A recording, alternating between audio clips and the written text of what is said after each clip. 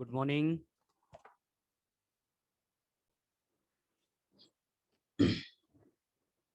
Chalo, good morning, everyone.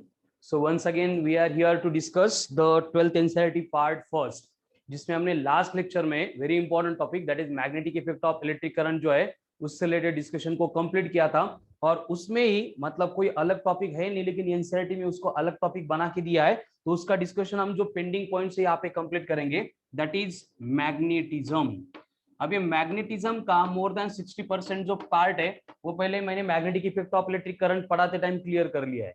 बस 30 to 40% concept pending है, वो हम यहाँ पे वन बाय वन अब डिस्कस करेंगे। एंड पहले जो मैंने एक्सप्लेन कर दिया ऑलरेडी वो भी मैं यहाँ पे रिवाइज करने वाला हूँ। अब बेसिकली मैग्नेटिज्म का मतलब क्या होता है, फिर से एक बार, जैसे चार्ज था, जैसे मास था, वैसे मैग्नेटिज्म भी एक टेंडेंसी है। कौन सी टेंडेंसी है? टेंडेंसी है to produce magnetic field. Tendency है to produce magnetic field around it.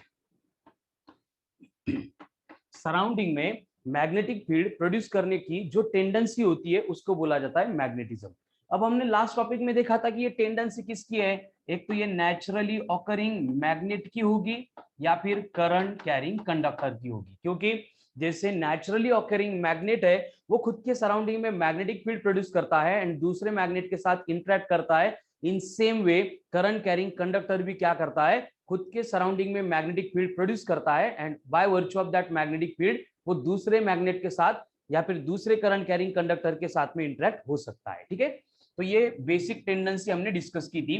तो ये होती है मैग्नेट की भी एंड करंट कैरिंग कंडक्टर की भी। तो करंट कैरिंग कंडक्टर कैसे मैग्नेटिक फील्ड प्रोड्यूस करता है, कैसे वहां पे इंटरेक्शन होता है, ये सारी बातें हमने magnetic effect of electric current में देखी थी। अब हमारा डिस्कशन लिमिटेड हो जाएगा only about magnet.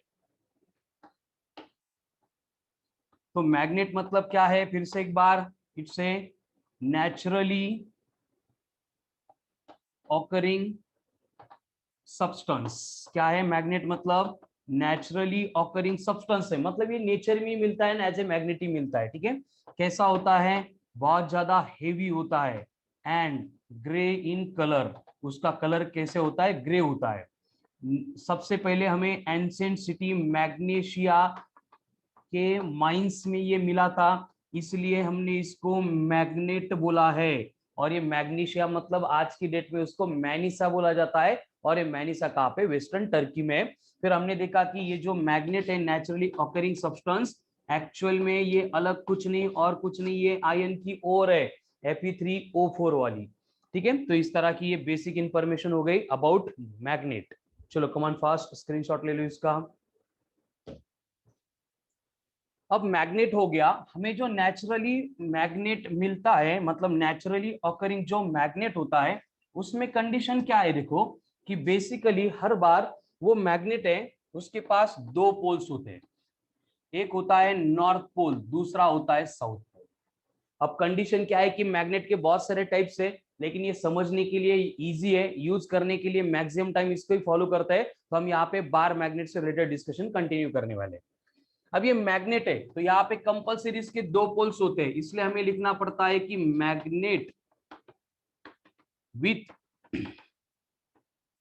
Single pole और monopole. Magnet with single pole और मोनोपोल डज नॉट एग्जिस्ट। इसका मतलब ये मैग्नेट को कितना भी कट करते जाएंगे, एक छोटा सा भी जो मैग्नेट का पार्ट बचेगा वो भी क्या करेगा? दो पोल शो करेगा, एक नॉर्थ पोल एंड दूसरा साउथ पोल। मतलब मैग्नेट के जो पोल से हम उसको आइसोलेट, हम उसको सेपरेट कर ही नहीं सकते। हर बार मैग्नेट होगा उसके दो पोल्स होंगे, एक नॉर्थ पोल होगा दूसरा साउथ पोल होगा। ये पार्ट जो है हम वेरी कर ही नहीं सकते, इसलिए मैंने लिखा है कि मैग्नेट विथ सिंगल पोल और मोनोपोल डज नॉट एग्जिस्ट। अब कंडीशन क्या है? देखो ये मैग्नेट के बारे में बेसिक नोमेनक्लेचर है, पहले भी हो गया है, उसको फिर से हम यहाँ पे इंट्रोड्यूस करेंगे। ये नॉर्थ पोल हो गया, ये साउथ पोल हो गया, एंड यहाँ पे O मतलब सेंटर ऑफ द मैग्नेट आ रहा है। अब ये नॉर्थ पोल जो है उसको खुद की स्ट्रेंथ होती है, पोल है और उसकी स्ट्रेंथ है, तो उसको हम बोलते हैं पोल स्ट्रेंथ। एंड इस पोल स्ट्रेंथ को हम कंसिडर करते हैं as a plus M, and south pole के पोल स्ट्रेंथ को कंसिडर करते हैं minus M. Plus and minus इसलिए क्योंकि हम क्या करते हैं, पूरा मैग्नेटिक्स जो है वो इलेक्ट्रोस्टैटिक्स से साथ कंपेयर करते हैं। तो इलेक्ट्रोस्टैटिक्स में चार्जेस होते हैं, एक पॉजिटिव चार्ज दूसरा नेगेटिव चार्ज। वैसे यहाँ पे क्या होगा, दो पोल्स होंगे तो नॉर्थ पोल के पोल स्ट्रेंथ को हम प्लस एम कंसिडर कर रहे हैं, साउथ पोल के पोल स्ट्रेंथ को हम माइनस एम कंसिडर कर रहे हैं। ठीक है, तो ये बनी इसकी पोल स्ट्रेंथ। उसके बाद में एक स्ट्रेट लाइन जो दोनों पोल में से पास होती है उसको बोला जाता है axis of the magnet. Straight line passing through both the poles of the magnet, ये बना एक्सिस। एंड इसके बाद में और एक स्ट्रेट लाइन जो पासिंग थ्रू सेंटर होगी लेकिन परपेंडिकुलर टू द एक्सिस रहेगा, उसको बोला जाएगा इक्वेटर ऑफ द मैग्नेट। याद करो सारी टर्मिनोलॉजी हमने इलेक्ट्रिक डाइपोल में भी डिस्कस की थी। इसका मतलब इलेक्ट्रोस्टैटिक्स में जो पढ़ा था वही यहाँ पे पढ़ रहे हैं। चेंज क्या हो रहा है, वहां पे पॉजिटिव चार्ज था, यहाँ पे नॉर्थ पोल है, वहां पे निगेटिव चार्ज था, यहाँ पे साउथ पोल है। मतलब स्लाइड थोड़ी थोड़ी टर्मिनोलॉजी चेंज हो रही है। इसलिए जिन्होंने इलेक्ट्रोस्टैटिक्स पे बहुत मेहनत की है उनको इसके समझने के लिए, इसके प्रिपरेशन के लिए, इसके क्वेश्चन सॉल्व करने के लिए टाइम ही नहीं देना है।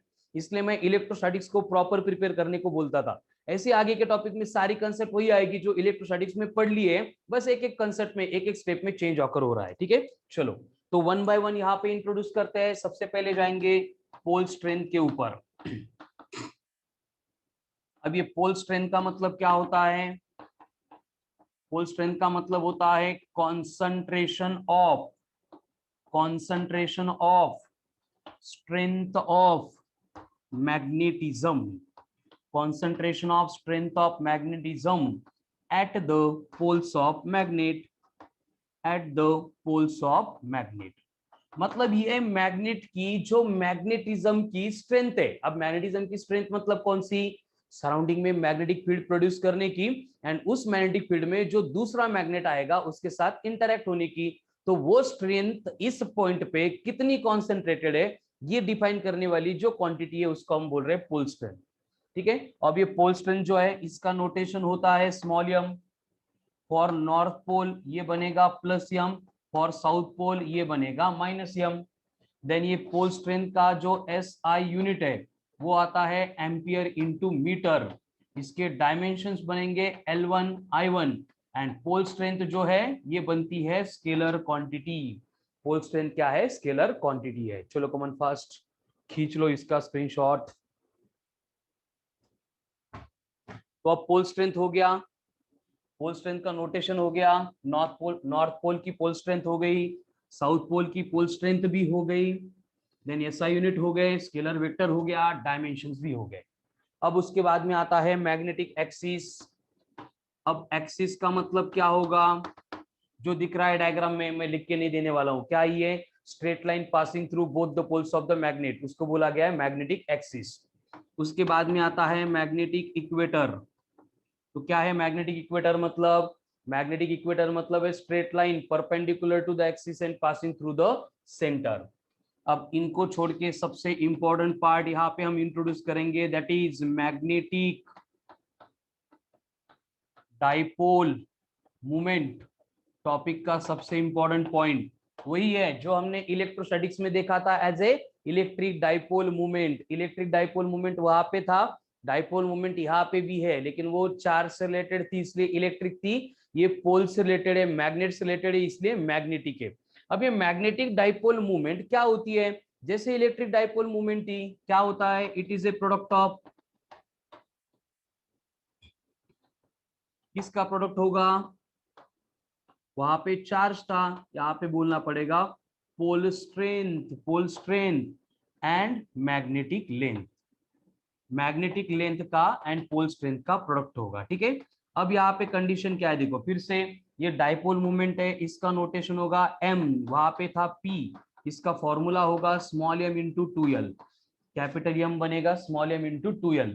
स्मॉल m मतलब पोल स्ट्रेंथ। देखो सेंटर से लेके south pole l, south centre से लेके नॉर्थ पोल l, इसलिए दो पोल्स के बिटवीन का सेपरेशन बनता है 2l। तो कैपिटल M बना स्मॉल m इंटू 2l। इसका वेक्टर फॉर्म हम लिखेंगे m vector equals to small m into 2l vector. लेकिन मैग्नेटिक लेंथ की डायरेक्शन एंड डाइपोल मोमेंट की डायरेक्शन अपोजिट होती है, इसलिए मैंने यहाँ पे निगेटिव साइन इंट्रोड्यूस किया है। Very good. आगे इसका SI यूनिट होगा एम्पियर मीटर का स्क्वायर। ठीक है, क्या होगा SI यूनिट? यहाँ पे लिखता हूँ, SI यूनिट होगा एम्पियर मीटर का स्क्वायर। इसके डायमेंशंस होंगे L2 I1। एंड सबसे इंपॉर्टेंट बात ये क्या है? एक वेक्टर क्वांटिटी है। कौन सी क्वांटिटी है? Vector quantity. एंड इस वेक्टर की डायरेक्शन जैसे इलेक्ट्रिसिटी में थी from negative charge to positive charge, तो ये होगी directed from south pole to north pole. से vector quantity directed from south pole to north pole. चलो come on fast write down. Excellent, very good, हो गया लिख के। चलो आगे बढ़ते हैं। अब यहाँ पे मैग्नेटिक डाइपोल मूवमेंट कैलकुलेट करते टाइम जो लेंथ हमने यूज की है उसके बारे में डिस्कस करना है, जिसको हमने बोला है एज ए मैग्नेटिक लेंथ। अब ये मैग्नेटिक लेंथ का प्रॉब्लम क्या है? देखो, जिसको अपन 2L बोल रहे हैं कि मैग्नेट में है दो पोल्स, एक नॉर्थ पोल दूसरा साउथ पोल। लेकिन ये दोनों पोल्स का इश्यू ये होता है, प्रॉब्लम ये होता है कि ये एग्जैक्टली एंड पे नहीं होते हैं, एंड से थोड़ा डिस्टेंस अंदर होते हैं। देखो, दो मैग्नेट को अगर अपन इंटरेक्ट कर रहे हैं, ये साउथ पोल है ये नॉर्थ पोल है, तो ऐसे एंड टू एंड आके कभी अट्रैक्ट नहीं करेंगे। ये एंड से सम डिस्टेंस इनसाइड यहाँ पे आके इंटरेक्ट करते हैं। और ये प्रूव कर रहा है कि जो पोल्स ऑफ द मैग्नेट है वो एंड पे सिचुएटेड नहीं होते, एंड के सम डिस्टेंस इनसाइड होते हैं। तो इसका मतलब क्या होगा कि अगर मैं मैग्नेट की ज्योमेट्रिकल लेंथ मेजर करूंगा, ज्योमेट्रिकल लेंथ मतलब पट्टी घेऊन मोजली, स्केल लेके मेजर किया, और यहाँ पे दो पोल के बिटवीन का सेपरेशन हमने अगर मेजर किया तो ये सेम नहीं है, क्योंकि मैग्नेट एग्जैक्टली एंड पे नहीं होते हैं। इसका मतलब ज्योमेट्रिकल लेंथ जो है ये ऑलवेज ग्रेटर होती है किससे? मैग्नेटिक लेंथ से। तो ये कहां पे है? ये पोल का हम एक्यूरेट लोकेशन डिसाइड ही नहीं कर सकते थे, डिराइव ही नहीं कर सकते थे, इसलिए हमने एक रिलेशन फिक्स किया कि जो मैग्नेटिक लेंथ होगी, जो मैग्नेटिक लेंथ होगी वो 5/6 टाइम्स ऑफ ज्योमेट्रिकल लेंथ होगी। मतलब ज्योमेट्रिकल लेंथ हम मेजर करेंगे और उसको क्या करेंगे? 5/6 इस नंबर से मल्टीप्लाई करेंगे। अब 5/6 मतलब अप्रोक्सीमेटली आता है 0.84, यानी कि मैग्नेटिक लेंथ जो है वो ज्योमेट्रिकल लेंथ के 84% इतनी होती है। चलो कॉमन फास्ट राइट डाउन।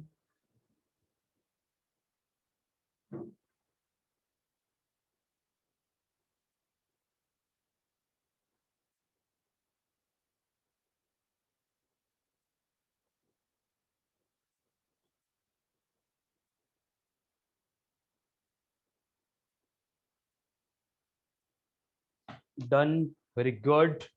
तो ये हो गया magnetic dipole movement and magnetic length. ठीक है, तो अब नेक्स्ट पॉइंट आएगा magnetic induction.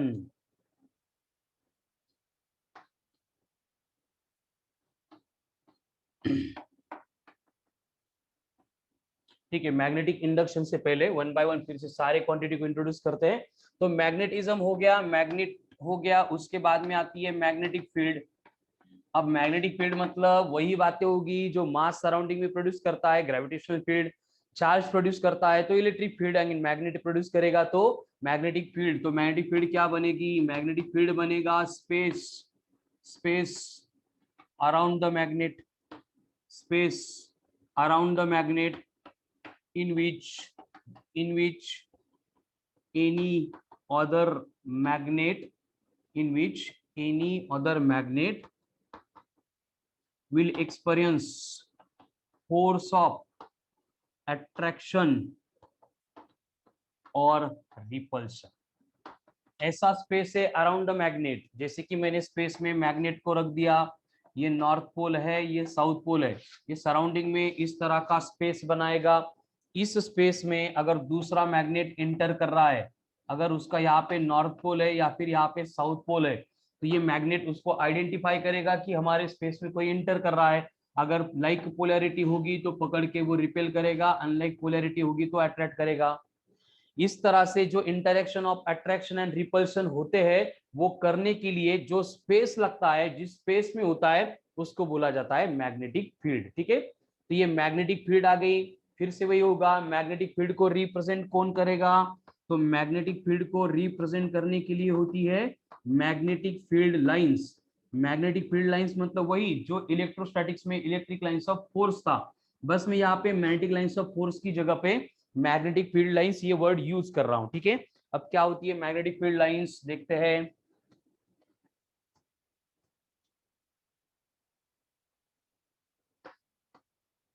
Magnetic field lines, इसको मैग्नेटिक लाइंस ऑफ फोर्स बोला जाता था, लेकिन हम वो वर्ड अभी चेंज कर रहे हैं।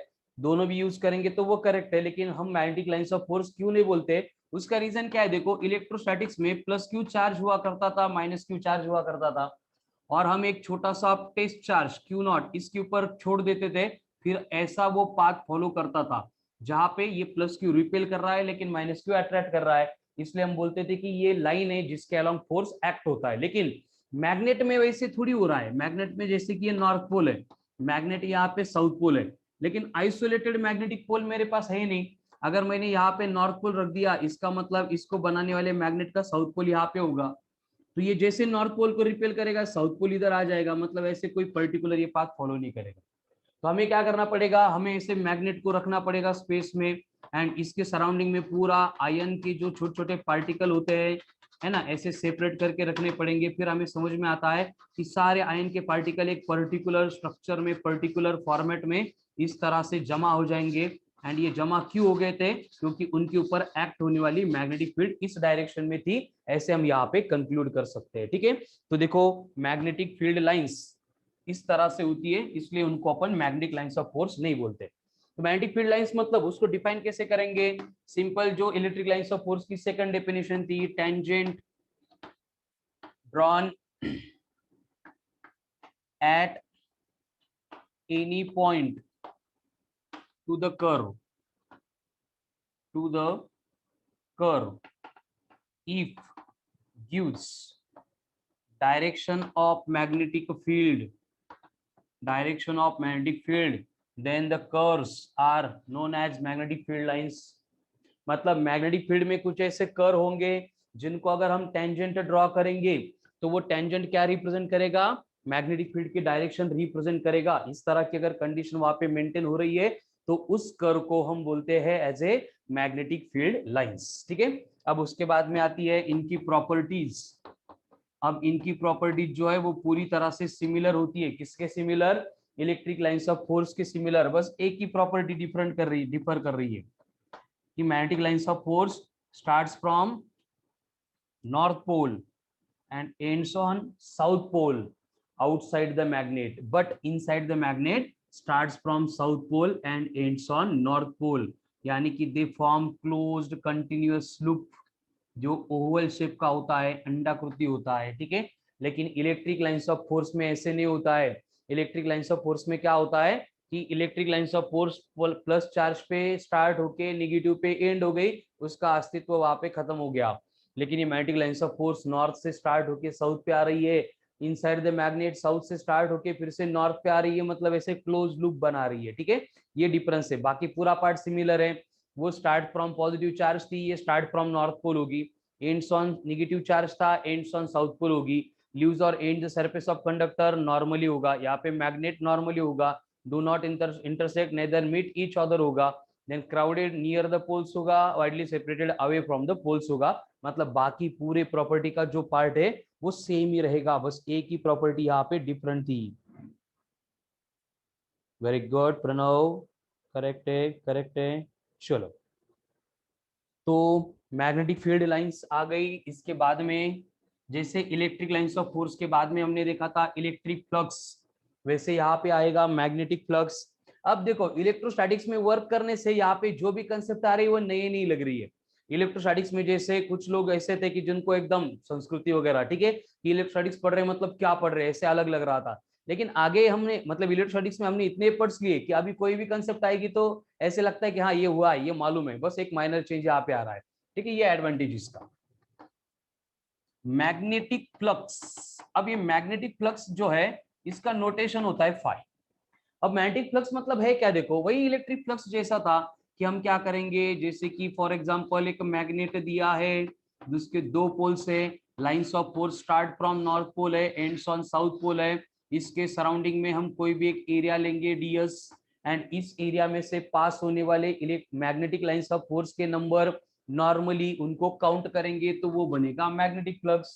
तो इसको डिफाइन करेंगे, number of magnetic field lines passing normally through given area,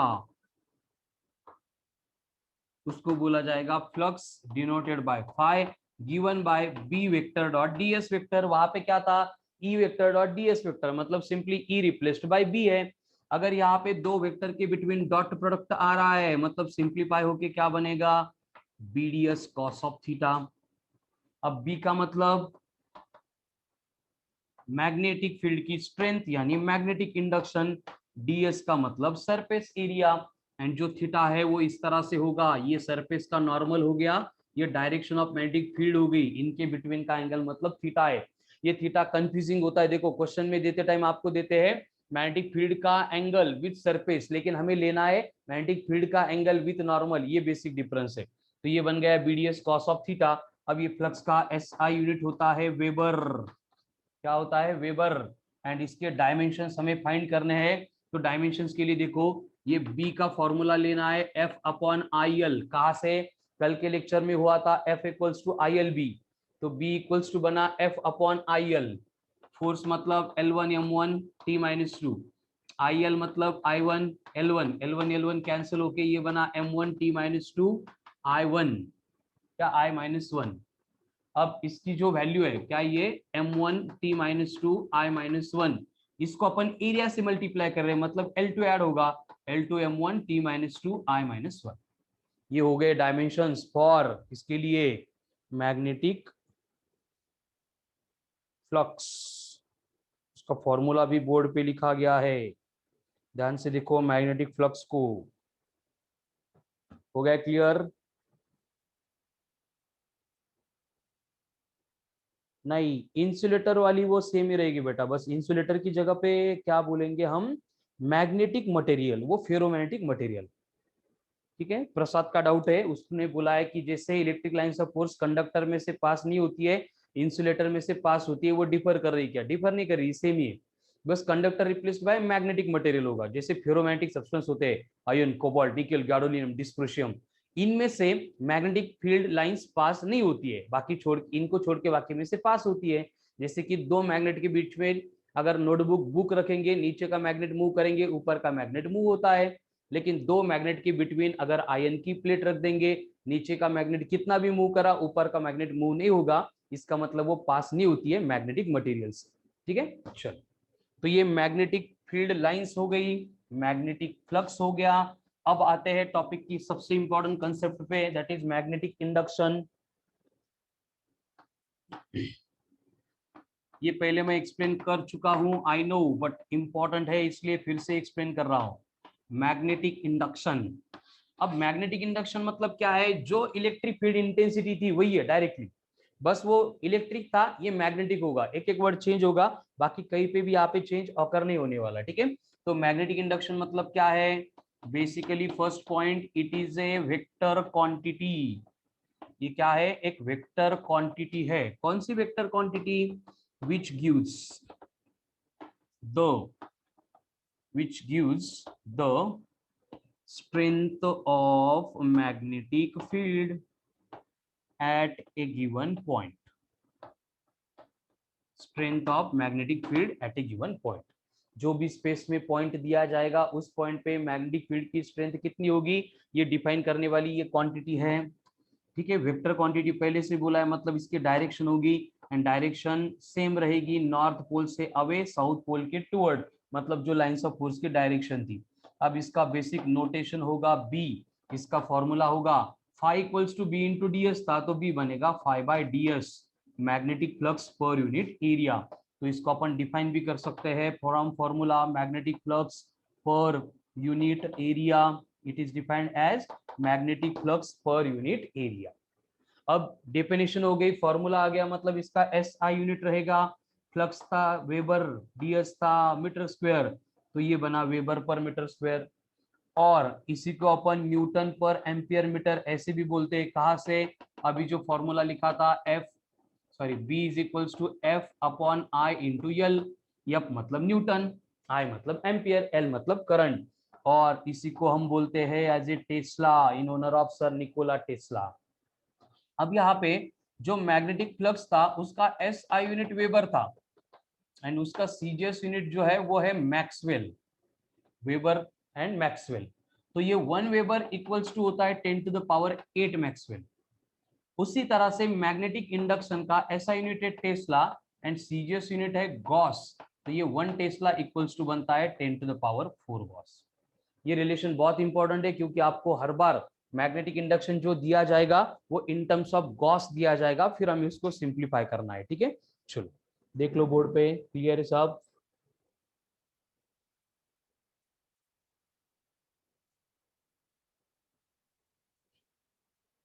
ठीक है, क्लियर है।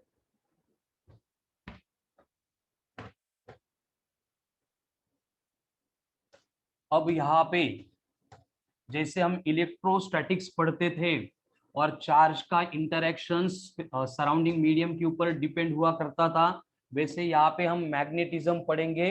तो मैग्नेटिज्म का जो भी इंटरेक्शन है ये भी सराउंडिंग के मीडियम के ऊपर डिपेंड करेगा। इसलिए हम यहाँ पे मीडियम का एक कांस्टेंट लेके आएंगे जिसको बोला जाएगा परमीएबिलिटी ऑफ फ्री स्पेस। इलेक्ट्रोस्टैटिक्स में कौन था? परमिटिविटी ऑफ फ्री स्पेस था। यहाँ पे कौन है? परमीएबिलिटी ऑफ फ्री स्पेस है। डिफरेंस क्या है देखो, डिफरेंस ये है कि एक इलेक्ट्रो में था, दूसरा मैग्नेटिक्स में है, बाकी कोई डिफरेंस नहीं है। वहां पे हम डिफाइन करते थे कि परमिटिविटी का मतलब ability of the medium to store energy in its electric field, या फिर वो medium electric lines of force के नंबर कितने पास होने को अलाउ कर रहा है, वो नंबर। सेम वे यहाँ पे क्या होगा? Ability of the medium to store energy in magnetic field, या फिर कि वो मैग्नेटिक लाइंस ऑफ फोर्स के नंबर कितने पास होने को अलाउ कर रहा है। जैसे दो मैग्नेट एयर में लेंगे, उनका इंटरेक्शन स्टडी करेंगे, अट्रैक्शन रिपल्शन, दोनों मैग्नेट को पानी में डुबो देंगे, वाटर में डीप करेंगे, तो दोनों केस में जो इंटरेक्शन होगा दैट विल बी डिफरेंट, यानी कि interaction between two magnet depends upon surrounding medium. The property of surrounding medium which was introduced here is permeability of free space, which will define कि the given medium permit how many numbers of lines of force per unit area to pass through it। इतना simple है। या फिर हम उसको ऐसे बोल सकते हैं कि मीडियम कितनी एनर्जी सेव कर सकता है इन टर्म्स ऑफ मैग्नेटिक फील्ड। तो ये परमिएबिलिटी ऑफ फ्री स्पेस, जब भी फ्री स्पेस बोला जाएगा उसका मतलब होगा एयर या फिर वैक्यूम। एयर या वैक्यूम, इन दोनों में से एक मीडियम मतलब वो हो गई परमीएबिलिटी ऑफ फ्री स्पेस। इसका नोटेशन होता है म्यू नॉट। म्यू नॉट ये ग्रीक अल्फाबेट है म्यू, और ये म्यू नॉट की वैल्यू होती है 4 pi into 10 to the power -7 weber per ampere metre. ठीक है, ये म्यू नॉट जो है परमीएबिलिटी ऑफ फ्री स्पेस, इसकी वैल्यू है 4 पाई 4 pi into 10 to the power -7 weber per ampere metre. अब इसके डायमेंशन चाहिए, वेबर के डायमेंशन हमने अभी कैलकुलेट किए थे, L2 m1 t-2 I-1 upon ampere मतलब I1, मीटर मतलब L1, तो एक L1 कम होगा तो ये बनेगा L1 m1 t-2 I-2। ये हो गए डायमेंशंस फॉर परमीएबिलिटी ऑफ, इसके लिए फॉर फ्री स्पेस। अब ये फ्री स्पेस की हो गई, लेकिन हर बार फ्री स्पेस थोड़ी होगा, मीडियम वहां पे चेंज होगा। तो जैसे इलेक्ट्रोस्टैटिक्स में हम इप्सिलॉन नॉट को परमिटिविटी ऑफ फ्री स्पेस बोलते थे, एंड दूसरे मीडियम में अगर परमिटिविटी कैलकुलेट करनी है तो उसको एक कांस्टेंट से मल्टीप्लाई करते थे, दैट इज रिलेटिव परमिटिविटी या फिर डाइलेक्ट्रिक कांस्टेंट। यहाँ पे भी वही रहेगा, रिलेटिव परमीएबिलिटी। कैसे?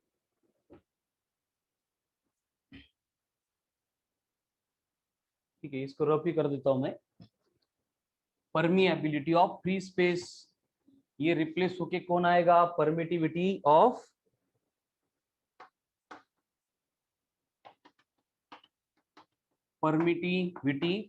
मीडियम। अगर किसी मीडियम की परमिटिविटी हमें चाहिए, इसका नोटेशन सिर्फ म्यू होगा। याद करो वहां पे हम epsilon equals to epsilon 0 into R लिखते थे। इप्सिलॉन 0 मतलब एयर की थी, वो फिक्स थी, है ना, ये इप्सिलॉन आर लिखते थे। ठीक है, यहाँ पे भी क्या होगा? म्यू इज इक्वल्स टू बनेगा mu naught into mu R. क्या बनेगा? Mu equals to mu naught into mu R. अब म्यू नॉट का मतलब अभी पढ़ा था, ये कांस्टेंट है 4 pi into 10⁻⁻7 weber per ampere metre. और यहाँ पे जो म्यू आर दिख रहा है, इस म्यू आर को बोला जाता है रिलेटिव परमीएबिलिटी। क्या है? रिलेटिव परमीएबिलिटी। मतलब क्या होगा? जो दोनों मीडियम को कनेक्ट कर रहे हैं, ठीक है। एंड ये रिलेटिव परमीएबिलिटी कैलकुलेट करने के लिए रिलेशन होता है 1 plus chi m. How to calculate relative permeability of the given medium? ये बनेगी 1 प्लस काय एम। अब ये क्या है? काय है, ये कायच है। इसका प्रोनाउंसिएशन ही काय होता है। एंड इसका मतलब ये इलेक्ट्रोस्टैटिक्स में भी था, इलेक्ट्रोस्टैटिक्स में था ability of the material to get polarised. यहाँ पे होगा मैग्नेट, वहां पे था इलेक्ट्रिकल ससेप्टिबिलिटी, यहाँ पे होगा मैग्नेटिक ससेप्टिबिलिटी। और ये मैग्नेटिक ससेप्टिबिलिटी मतलब क्या होगा? Ability of the magnet to get, ability of the material to get magnetized। मतलब किसी भी मटेरियल को हम एक्सटर्नल मैग्नेटिक फील्ड में रखेंगे तो उसका कितना मैग्नेटाइजेशन होगा, ये डिफाइन करने वाला ये कांस्टेंट है जिसको अपन बोल रहे हैं मैग्नेटिक ससेप्टिबिलिटी, दैट इज काईएम। ठीक है। तो अभी काईएम अगर है तो उसको 1 प्लस काईएम करेंगे तो म्यू आर मिलेगा। म्यू आर इक्वल्स टू क्या है? रिलेटिव परमेबिलिटी है। एक बार रिलेटिव परमेबिलिटी मिल गई तो किसी भी मीडियम के लिए हम mu permeability of the medium easily calculate कर सकते हैं। ठीक है। चलो one by one step by step देख लो, समझ लो और कंप्लीट कर लो। क्लियर है तो बोलो।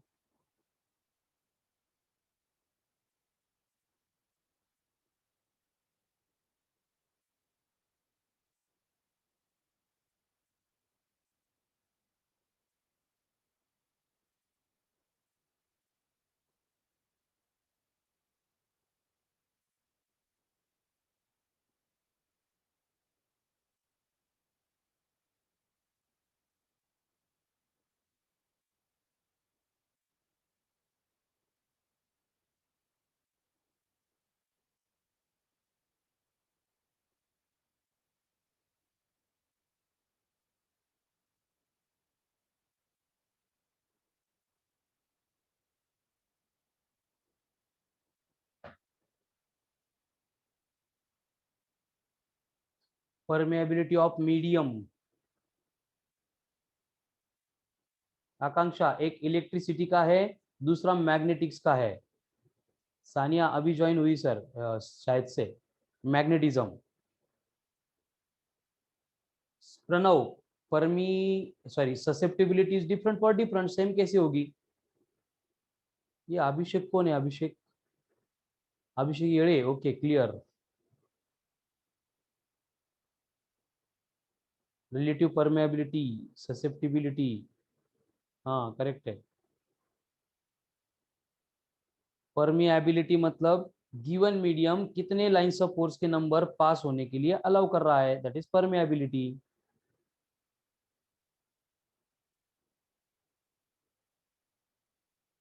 मी परमिटिविटी ले लेगा, ओके गुड गुड गुड। एक मिनट एक मिनट, ये करेक्शन है, यहाँ पे परमिटिविटी नहीं है, ये ऐसे गुण होता है सिमिलर, इसलिए ये है परमिएबिलिटी, बराबर। थैंक्स प्रणव। ये क्या है? परमिएबिलिटी है। परमिटिविटी मतलब वो इलेक्ट्रोस्टैटिक्स में होती है, एबिलिटी परमिएबिलिटी मतलब वो मैग्नेटिक्स में आ रहा है। ठीक है, चलो थैंक यू, हो गया करेक्शन। चलो क्लियर है क्या सब? ओके। अब ये हो गया बेसिकली मीडियम का कांस्टेंट, जिसमें हमने परमिएबिलिटी, परमिटिविटी, इनका क्या रिलेशन था, ससेप्टिबिलिटी पे वो कैसे डिपेंडेंट है, इनको यहाँ पे इंट्रोड्यूस किया है। ठीक है, चलो अब यहाँ पे हम मैग्नेटिक इंडक्शन के एप्लीकेशंस देखेंगे। तो आज जो है बस एकदम बेसिक पार्ट होगा कि मैग्नेट की वजह से magnetic induction at a point due to bar magnet, magnetic induction at a point due to bar magnet. मतलब आपको एक बार मैग्नेट दिया जाएगा, ये नॉर्थ पोल है, ये साउथ पोल है, ये सेंटर है, ये मैग्नेट का एक्सिस है, ये कोई भी पॉइंट पी है जो थीटा इतना एंगल बना रहा है, ये डिस्टेंस आर है। याद करो इलेक्ट्रोस्टैटिक्स में जब हमने डाइपोल से रिलेटेड इंटेंसिटी एंड पोटेंशियल की कंसेप्ट देखी थी तो इसी तरह की डायग्राम ड्रॉ की थी, बस यहाँ पे प्लस क्यू माइनस क्यू था। तो इस पॉइंट पी पे मुझे मैग्नेटिक इंडक्शन चाहिए, तो कितना होगा, कंडीशन क्या है देखो, इलेक्ट्रोस्टैटिक्स में जो 1/4π हुआ करता था, मैग्नेटिक्स में वही μ0/4π चेंज होगा हर बार। ये 4π 4π 4π सब तरफ है, क्यों है, क्योंकि electric field and magnetic field जो प्रोड्यूस होती है वो 3 डायमेंशनल प्रोड्यूस होती है, मतलब स्पेरिकल प्रोड्यूस होती है। एंड स्फीयर का टोटल सॉलिड एंगल 4π होता है, तो हम स्पेरिकल स्पेस कंसीडर कर रहे हैं। ये प्रूव करने के लिए हमें यहाँ पे 4π वाला कांस्टेंट इंट्रोड्यूस करना पड़ता है, ठीक है। तो बस यहाँ पे इप्सिलॉन रिप्लेस्ड बाय μ0, मतलब कि इनमें रिलेशन होता है 1 म्यू मतलब 1/ε, ये रिलेशन ये कैरी करते हैं, ठीक है, अकॉर्डिंग टू दिस रिलेशन। तो B इक्वल्स टू क्या होगा, μ0/4π। देखो इलेक्ट्रोस्टैटिक्स में E इक्वल्स टू था 1/4πε, यहाँ पे B इक्वल्स टू रहेगा μ0/4π। आगे क्या था, P/r³ इंटू √3 cos² θ+1। याद है क्या, बाकी पूरा सेम था, बस यहाँ पे P को M लिखना पड़ेगा क्योंकि ये मैग्नेटिक डाइपोल मूवमेंट है। बाकी सब कुछ सेम है, वहां पे P था, यहाँ पे M है, वहां पे इप्सिलॉन था, यहाँ पे μ0 है, बाकी एवरीथिंग विल रिमेन सेम। अब इसकी दो स्पेशल केस आएगी। केस नंबर फर्स्ट, जहां पे मैं एक्सिस के ऊपर मैग्नेटिक इंडक्शन कैलकुलेट करूंगा। अब एक्सिस के ऊपर मैग्नेटिक इंडक्शन कैलकुलेट करने के लिए कंडीशन क्या है कि B इज इक्वल्स टू रहेगा μ0/4π इंटू m/r³, ये कॉमन है। अब एक्सिस के ऊपर आ गए, मतलब ये लाइन जो है ऐसे हॉरिजॉन्टल बन गई, मतलब थीटा वहां पे 0 बना। अगर थीटा 0 बना तो वहां पे cos 0 जो है वो 1 बनेगा। 1² 1, 3 इंटू 1 3, 3 + 1 4, √4 यानी 2, तो यहाँ पे ये 2 बनेगा।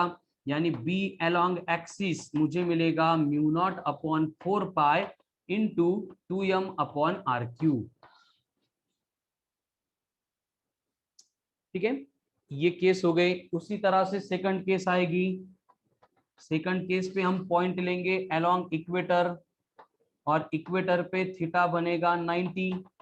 थीटा 90 बना तो cos 90 0 बनेगा। अगर ये cos 90 0 लिया तो क्या होगा, cos 90 0, 0² 0, 0 इंटू 3 0, 1 भी 0, यानी B along इक्वेटर कितना आ रहा है, μ0/4π इंटू m/r³, कितना आ रहा है, हो गया। दिख रहा है क्या फॉर्मूला, फिर से यहाँ पे लिखो। B along इक्वेटर जो है वो आ रहा है μ0/4π into m/r³, and B along axis कितना है, B along एक्सिस है μ0/4π इंटू 2m/r³। अब यहाँ पे अगर रिलेशन देखेंगे तो B along axis is equals to होगा 2 इंटू B along इक्वेटर।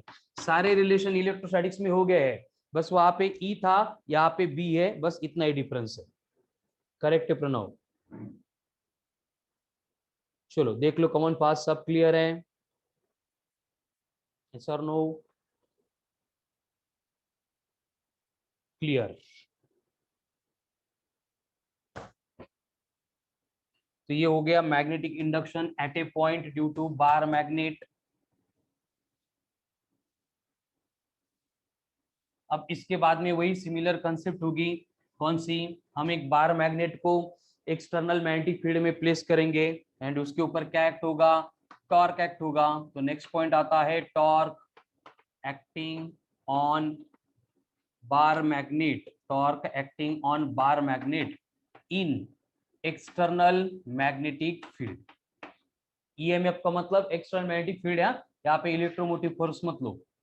मतलब कि एक एक्सटर्नल मैग्नेटिक फील्ड दी जाएगी जिसका इंडक्शन होगा बी वेक्टर। इस मैग्नेटिक फील्ड में रखा जाएगा एक मैग्नेट। ये मैग्नेट के पोल्स हो गए, एक नॉर्थ पोल दूसरा साउथ पोल। वही डायग्राम में वहां पे बस प्लस क्यू लेता था, यहाँ पे माइनस क्यू लेता था, और वहां पे नॉर्थ पोल है, यहाँ पे साउथ पोल है। अब इसकी पोल स्ट्रेंथ अगर प्लस एम है तो इसके ऊपर एक्ट होने वाला फोर्स होगा एम इंटू बी। वहां पे क्या था देखो, Q into E, Q replaced by M, E replaced by B. यहाँ पे भी फोर्स एक्ट होगा, उसका मैग्नीट्यूड सेम होगा, लेकिन साउथ पोल को ये मैग्नेटिक फील्ड अट्रैक्ट करेगी, नॉर्थ पोल को रिपेल करेगी, इसलिए डायरेक्शन अपोजिट बन गई। एंड इन दोनों के बिटवीन का जो सेपरेशन है, परपेंडिकुलर डिस्टेंस लेना है, तो ये एंगल थीटा रहेगा। मतलब यहाँ पे ऐसे एक ट्रायंगल बन रहा है, ये एंगल थीटा है, इसको हम बोलते हैं मैग्नेटिक लेंथ, और ये परपेंडिकुलर डिस्टेंस आ गया, इसको अगर मैं ओपीएम बोलूंगा तो यहाँ पे साइन थीटा डिफाइन करेंगे तो क्या होगा, अपोजिट अपॉन हाइपोटेनियस, यानी पीएम अपॉन 2l, तो पीएम बनेगा 2l साइन थीटा, ये परपेंडिकुलर डिस्टेंस आ गया। अब टॉर्क का फॉर्मूला क्या होता है, टॉर्क का फॉर्मूला होता है magnitude of any one force, force का मैग्नीट्यूड है m into B into perpendicular distance, perpendicular distance आ गया 2l साइन थीटा। लेकिन ये m एंड 2l इनको अगर एक ब्रैकेट में लेंगे तो small m into 2l into B into sine theta, ये डिफाइन कर रहे बना रहे मैग्नेटिक डाइपोल मूवमेंट, यानी टॉर्क बनेगा m into B into sine theta. या फिर इसको वेक्टर फॉर्म में हम लिख सकते हैं as a tau vector equals to m vector cross b vector. पूरा पार्ट सेम है जो इलेक्ट्रोस्टैटिक्स में देखा था, बस चेंज क्या हो रहा है, वहां पे m की जगह पे p था एंड b की जगह पे e था, एवरीथिंग इज सेम। चलो कमन फास्ट देख लो, समझ लो, क्लियर है।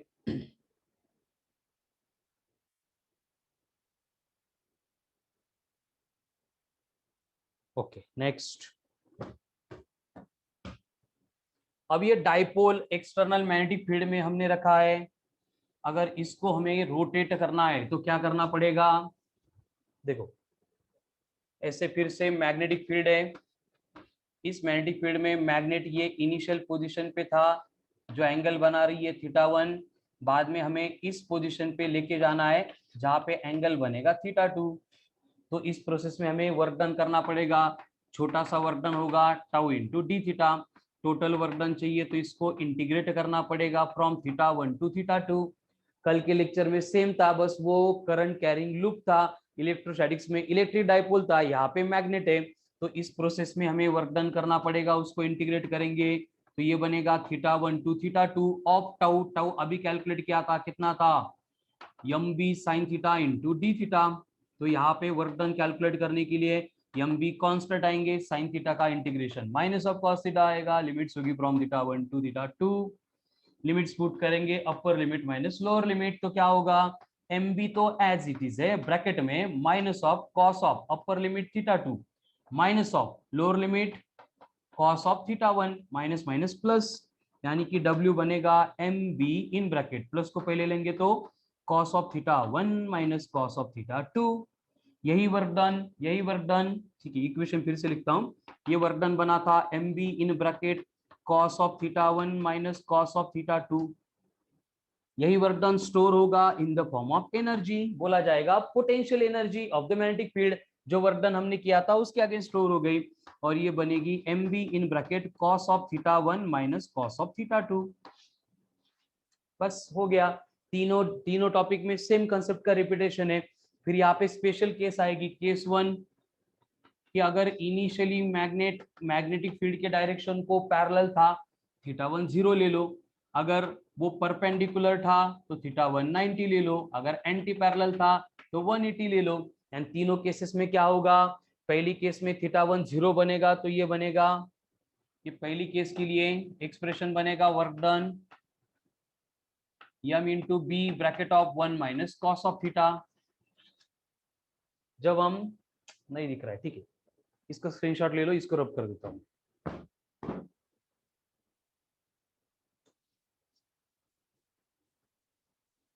देखो इन जनरल फॉर्मूला क्या था, work done is equals to M B cos of theta 1 minus cos of theta 2। 1/1 case 1 में थीटा 1 को 0 पुट करेंगे तो कॉस ऑफ 0 1 होगा, मतलब वर्क डन मिलेगा M B in bracket 1 minus cos of theta. मतलब कि अगर पहले मैग्नेटिक फील्ड को मैग्नेट पैरेलल था, फिर हम उसको रोटेट कर रहे हैं तो इतना वर्क डन लगेगा। सेकंड केस में अगर पहले मैग्नेट परपेंडिकुलर था तो उस केस में cos 90 0 लेना पड़ेगा, अगर ये 0 लिया तो W इज इक्वल्स टू आ रहा है minus of M B into cos of theta. और ये जनरल केस है, नॉर्मली यही केस के ऊपर क्वेश्चन आते हैं, हम यही यूज करते हैं। थर्ड केस में क्या होगा कि अगर मैग्नेट एंटी पैरेलल था तो कॉस ऑफ 180 कितना होगा, -1, तो W कितना बनेगा, -1 minus cos of theta, minus minus common लेंगे तो ब्रैकेट में बनेगा 1 प्लस कॉस ऑफ थीटा। इस तरह से डिफरेंट केसेस में हम different work done and work done के against stored potential energies calculate कर सकते हैं। अभी वही केस 2 भी हो सकते हैं कि उसको रोटेट करके कहाँ पे लेके जाना है, वो आपको क्वेश्चन में देंगे। आपको इन जनरल बस ये फॉर्मूला इसको रिमेंबर करना पड़ेगा, ठीक है।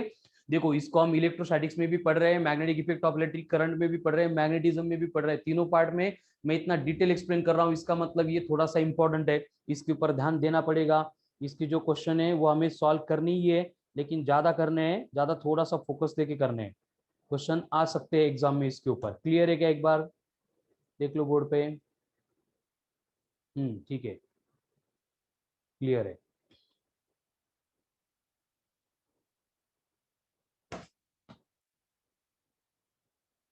तो ये हो गया magnet, torque acting on a bar magnet, then magnet rotate होने के बाद स्टोर होने वाला वर्क या फिर energy in terms of magnetic potential energy.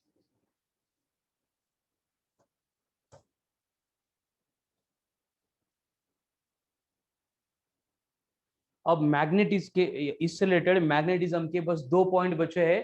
एक है geomagnetism, that is earth magnetic field, and फिर उसके बाद में आता है magnetic properties of the material, जिसमें हम dia para and ferromagnetic materials क्या होते हैं, ठीक है।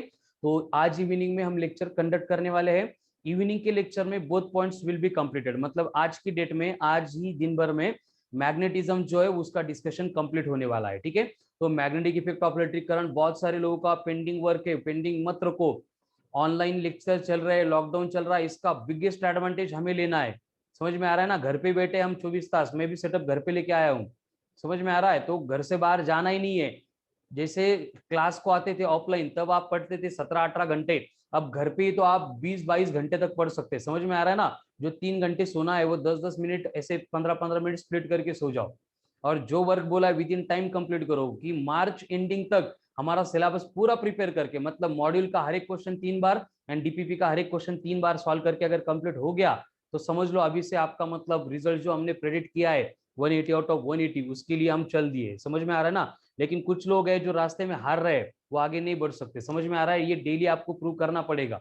जितनी भी मॉड्यूल में क्वेश्चन है डीपीपी दी जा रही है उसको सेम डे 3-3 बार सॉल्व करो। देख के अगर आपको लग रहा है कि ये आ जाएगा तो समझ लो आपका भी काम हो जाएगा। समझ में आ रहा है ना, जब तक सॉल्व नहीं करेंगे एक बार नहीं 3 बार, तब तक उससे रिलेटेड आपको आउटपुट नहीं आएगा, टेस्ट में मार्क्स नहीं आएंगे। ग्रेविटेशन में टेस्ट में सबका स्कोर पुअर था, इसलिए मैं अभी टॉपिक वाइज स्प्लिट करके टेस्ट ले रहा हूँ। आज रात को 11 बजे के बाद में एक्सेलरेशन ड्यू टू ग्रेविटी होगी, उसके बाद में क्रिटिकल वेलोसिटी एस्केप